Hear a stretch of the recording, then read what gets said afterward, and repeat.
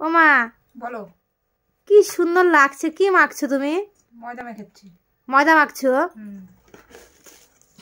কি রান্না কি করবে? পরোটা। ও মা পরোটা করবে। কি নিল ওটা? চিনি। অনেক ময়ম দিলে দেখলাম। বন্ধুরা আমি না বেশি ভিডিওটা করতে পারি না, অনেক ময়ম দিল। এটা আবার তেল দিল, সাদা তেল। দেখো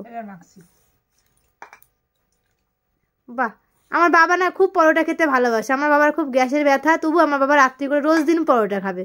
সেখানে আমার বাবার পরোটা করছে।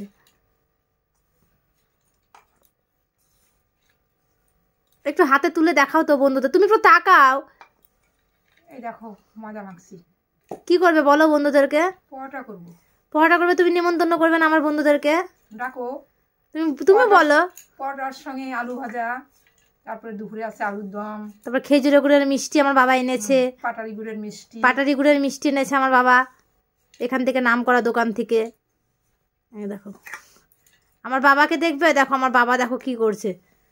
এই যে হাই বলে দাও। হাই বলো। ভালো করে এরকম করে হাত দিয়ে হাই বলো। বলো হাই বলো, তোমাকে দেখছে আমার বন্ধুরা। আয় দেখো। তাহলে আজকে আমরা পরোটা খাবো না?